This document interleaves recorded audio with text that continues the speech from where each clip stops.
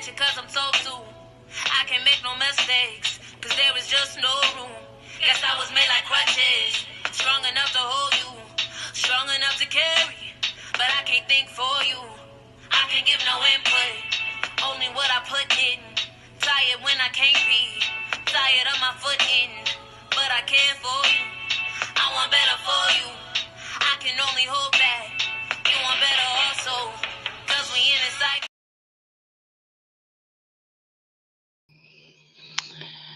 Good evening, good evening, good evening. Okay, so let's see. I'm gonna start with this. Okay, so I've been following this case, and this case has come from a Netflix documentary that I watched, and it's called "Take Care of Maya," and it's so disturbing that, so heartbreaking, so disturbing that I had to come and tell y'all about it. So, this girl Maya, okay, she went into a hospital, Johns Hopkins All Children's Hospital, and she had CRPS, which is some kind of chronic pain syndrome, and the doctors pretty much took her from her parents, said that the mama had Munchausen by proxy and that the daughter had fasciitis disorder because she wanted to please the mama. Um, Toward the end of the documentary, we see that it's been like almost 4 months without their daughter being home, and the marriage, the mom and the dad, they just fighting because they just want to get this little girl home, and they don't know what to do. And so now the dad is so frustrated that he's like, look, just don't say nothing to them. Just do what they say. You know what I'm saying? Like, he's at the point of getting a separation almost just to satisfy these people. They asked him, will he get a separation and have her out the house? And he said, yeah, I'll do anything for my kids. So they was pretty much breaking up a marriage, a family, everything. Um, the mom on January the 7th took her life and left a note and said this was the only way she felt she could save her kid. And she left a note and told the judge, she said, you're disgusting because I feel like this is the only way I can get my daughter the help she needs. And now keep in mind, all while Maya has been in this hospital, they have not helped her at all. She's getting worse. Little girl, feet is curved in. She's in so much pain. She can't move. She can't even go to the bathroom by herself. The people at the hospital is letting her um urinate and on herself and boo boo on herself because they think she can get up. And so they like pretty much taunting her, trying to make her get up because they think she's not sick. And I thought it was so sad that we would do that to a 10-year-old little girl. Now she's just 10. And so the trial has been going on for like 2 weeks on court TV. And I've been watching it. And Maya testified yesterday. Broke my heart. That little girl, she was wearing her mom's necklace that her mama always wore. No. She never got to see her mama anymore after her mama dad took her to the hospital to get her the help that she needed because her mom essentially took her life. Now they're suing. Now let me just say this: DCF and the lady that's responsible for taking Maya, they pleaded out and they did a loss. They did a settlement and they gave them $5 million. Now it's Johns Hopkins All Children Hospital that they're suing, and um the social worker that was at the hospital, Catherine Beatty. Now, Catherine Beatty and herself was putting Maya on her lap, telling Maya she was gonna adopt her, telling Maya that her parents didn't do what they could for her, that she was the one that loved her, she could be her new mom. All this stuff was happening. And it's just breaking my heart to watch it. Um, just to know. And when I went, of course, I'm a research queen. So when I did my research on Johns Hopkins All Children Hospital in Florida, and through the documentary on Netflix too, I found out that this is not the first time they've done that to take somebody's children. Usually they make the parents sign this paper where they can't sue them. It just so happened that um, Maya's mom and dad would not sign the paper. Like they was not gonna admit that they did anything wrong to get her back. They wanted her back, but they wouldn't admit fault to get her back. The rest of these people they admitted fault to get their children back out. I think one lady said her child was taken and he was 9 months old.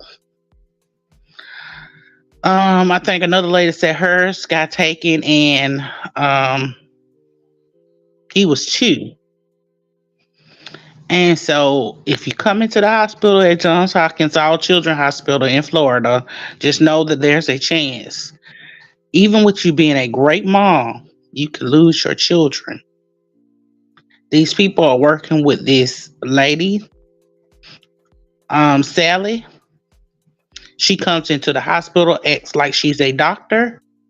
Then she goes to DCF and tells these people that these people are abusing their children and essentially takes the kids away from their parents. Catherine Beatty is also another one that plays a big part in it because Catherine Beatty, for her part, she sits there. She's monitoring the phone calls. She won't let them talk about anything. The only thing that they could talk about, and like the phone calls being laid in the court because the phone calls were so restricted. Like the mom would say, "How are you feeling today?" And they'd be like, Mom, you can't talk about that. We gotta talk about her, how she doing, what you doing, tell her stuff about you, stuff like that. Like she couldn't even ask the simple basic questions that any mom would want to know about their kid. She doesn't have that right. Now this is where I have a problem. I have a problem because Johns Hopkins, for their part, don't want to admit that, hey, we did this wrong, we got it wrong. Now, keep in mind, all while they telling these people that she doesn't have this, and the mama is Munchausen by proxy, and the little girl is has fasciitis. They're billing the insurance for CRPS, her condition. So they knew the whole time she had it. It's like they tortured this baby. After the mom passed away on January the 7th, a week later she was released to her father. I think it's really sad that we have a hospital with doctors, nurses, social workers, and they're sitting here taking our children away from us. We don't need somebody that's working in the medical field to take our children away from us when we're just trying to make sure our children are okay.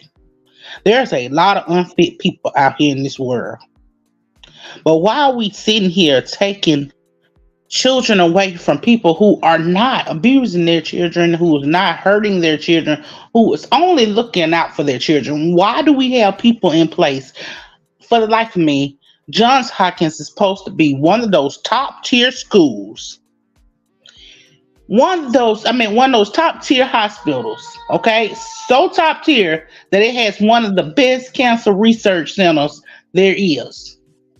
And you have a hospital under your umbrella that has not done this once, not done it twice, not done it 3 times. Actually, when I went on the Google reviews, they've done it over 70 times. And if you don't have insurance, they let you sit in the hallway, even if your child is almost dead. They let them sit in the hallway. I don't understand how this is how the medical field is working. But you best believe I'm finna figure out what's going on with this hospital. And you best believe I'm finna be writing some demos. Because we don't need this, okay? Not in any state. And I refuse to stand by and let this happen. Like I'm sitting here watching this case, and I know this case is gonna be on for 6 weeks. And I keep hearing the testimony, and every time they try to tell them where they're messed up at, these lawyers that work for John Hopkins, and I'm pretty sure they well paid because they look like they some well paid lawyers. They stand up and say, objection. We were just following the orders of DCF. And that shouldn't fall on us. No, it should fall on you. You are the hospital. Catherine Beatty worked for you. You are the one who let Sally Smith walk into your hospital, put on a doctor's coat, and pretend that she was a doctor to go into that little girl's room and essentially take that little girl away from her parents. Now, keep in mind, Sally Smith does not work for Johns Hopkins All Children Hospital, and she does not work for DCF. Okay, she's an independent contractor. And in Florida, those independent contractors are getting paid billions to take the children away from their parents. Billions. They say it's a $1 billion business down there. And I'm trying to figure out, when did we get to the point where we have to outsource? When did we get to the point that we're going to pay people to say, yes, this child is being abused? When did we get to the point that we didn't need any proof that this child is being abused? Just the word of somebody who's getting paid to say this. I don't want to live in a world where somebody can just say, oh, well, I seen her do it. You know what I'm saying? Well, I need to see proof. DCF can't come to my house and take my kids without proof. They have to come in. They have to open up an investigation. They'd have to look through my house. They'd have to talk to my kids, everything. But in this case, they have a company that's down here giving them free reign, and they're paying them to do it.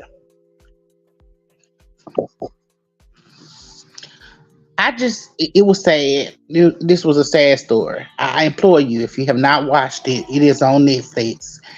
It's called Take Care of Maya. Um, like I said, when this happened, she was 10 years old. That little girl went in October. She didn't get out till mid-January. And I just feel like that's sad. You know what I'm saying? And the mom felt like the only way to save her daughter, to get her the help that she needed, because she wasn't getting any help at the hospital. Like, for all that it's worth, even if you say this lady was abusing her child, you're a hospital. You're supposed to help the kids. If you didn't know how to help her, at least send her to a hospital that did. I'm just saying, you sat there and let her get even worse. You sat there and let her use the bathroom herself. You sat there and tortured this baby. You are the ones that's abusing this child. This little girl is scared to go to any hospital now because of what happened to her. She's in fear. She's having to take herself off the meds because she's scared that if she ever went to any hospital, that they will either try to take her or kill her. And I never want a child to feel that way. We have to protect our babies. So, I just really don't like it. I don't like it. I wanted to come tell y'all about it. I hope y'all will go watch it. Leave your thoughts, your opinions, comments, and let me know what you feel about it once you watch it. I'll keep you up to date on this trial. It's been really hard watching it. And I may even do some, recaps on it. We may even do a watch along on it. I don't know. Like I said, usually when I do it, it's when I do something like this, it's usually because it's something in me that has led me. And right now, it's another documentary that I'm trying to get into, about people, women, um, essentially being arrested after they called the police from them being assaulted. And so, yes, that'll probably be the next one because I'm really hot about that one too. And it actually happened. One of the cases actually happened in my state. So once I get to digging up the information, I really want to know all the details. Like, I don't want to just give you what the documentary told me. I want to kind of give you all the details. So once I get into it and dig into it a little more, because I don't understand how we go from a woman saying I was sexually assaulted to the police saying we're gonna arrest you for filing a false police report. Like, I thought that was really strange. But anyway, this documentary is called Take Care of Maya. It's only about an hour and maybe 30, 40 minutes. Um, watch it. You know what I'm saying? Like, at the end, they showed the other parents that have had their children taken, and that they had to sign a paper saying, they was at fault, even though they wouldn't, just to get their kids back, to get their kids out of the hospital. But I think it's really strange. 70 people this has happened to. And that was like, and I only went back maybe 4 or 5 years. I would only hate to see what happens if I went back even further. You know what I'm saying? So I'm not for sure what's going on in Florida, but I am going to be praying for all of our people in Florida who have kids. Just know they're not looking out for your best interest there, but I am. I love all of you. Thank you for joining me. I appreciate all of you for coming, spending your time with me, for even getting to know me. I really do appreciate it. This means the world to me. I try to lead with love and light all the time. I try to come and bring some goodness to your life, and sometimes, a little bit of wretchedness. But this right here kind of broke my heart, and I've been dealing with it for a couple of weeks now. And I was like, what? It's time for me to talk about it. Especially after I heard Maya breaking down on the stand yesterday. It's just broke my heart. Um, so y'all have a wonderful evening. Thank you again for spending all your time with me. I truly do. I appreciate all of you. I love you from the bottom of my heart. And y'all just keep on coming back. Bye.